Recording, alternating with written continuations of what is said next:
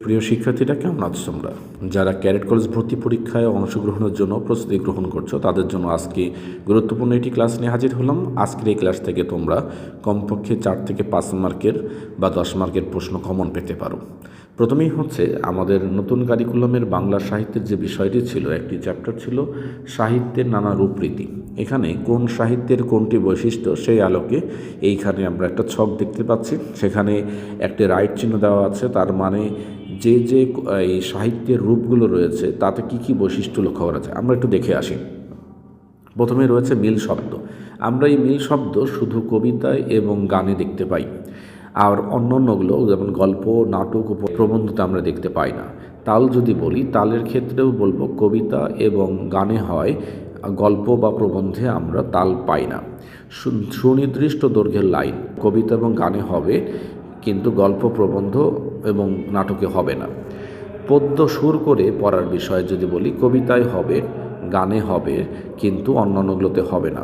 ভাষা, গদ্য ভাষা এবং পদ্য ভাষা, এই দুটি বিষয় রয়েছে। পদ্য ভাষা বলতে বোঝায় কবিতার ভাষা, আর গদ্য ভাষাকে বলতে বোঝায় বিভিন্ন কবিতার ভাষা না, অর্থাৎ গল্প বা আমরা যে কথা বলছি এই যে ভাষাটার যে ব্যবহার, এই ভাষার লিখিত রূপটাকেই আসলে গদ্য ভাষা বলা হয়ে থাকে।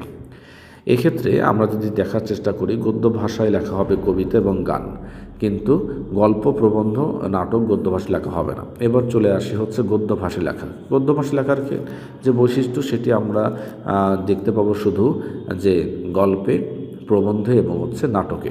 কাহিনী আমরা অবশ্যই গল্পে এবং হচ্ছে নাটকে দেখতে পাবো, চরিত্র গল্প এবং নাটকে দেখতে পাবো। বিষয় আবার তিনটিতে, অর্থাৎ গল্প, প্রবন্ধ, নাটক তিনটিতেই বিষয় থাকবে। আর যদি বলি অনুচ্ছেদের যে বিষয়টি, অনুচ্ছেদের বিষয় গল্পেও অনুচ্ছেদের একটি বিষয় থাকবে, আবার প্রবন্ধও থাকবে, এবং নাটকে অনুচ্ছেদ থাকে না, নাটকের যে ভাগগুলো থাকে সেই ভাগগুলোকে পর্বভাগ বলা হয়ে থাকে। এছাড়া সংলাপ যদি আমরা একটু দেখি, সংলাপের ক্ষেত্রে নাটকের মধ্যে সংলাপ পাবো এবং অভিনয় করে পাওয়া যাবে।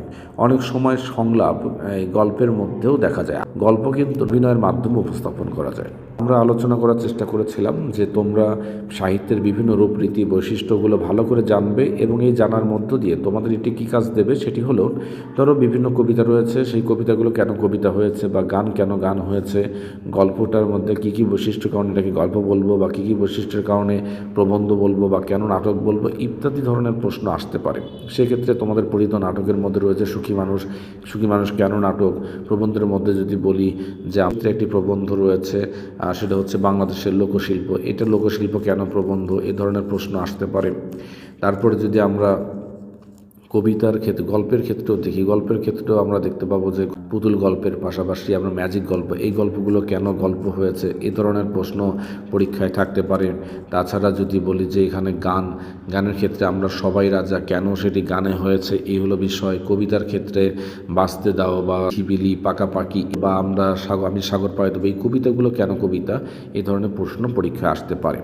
তো যাই হোক, তোমরা জেনে বুঝে পরীক্ষায় অংশগ্রহণ করো, এবং সকল ক্যাডেট কলেজ ভর্তি পরীক্ষার্থীদের জন্য শুভেচ্ছা জানাচ্ছি। আর যারা আগামী বছর ক্যাডেট কলেজের ভর্তি পরীক্ষার জন্য প্রস্তুতি গ্রহণ করে 2026 সালে পরীক্ষা দেবে, তাদের জন্য শুভকামনা রেখে শেষ করছি। ধন্যবাদ সকলকে। আসসালামু আলাইকুম।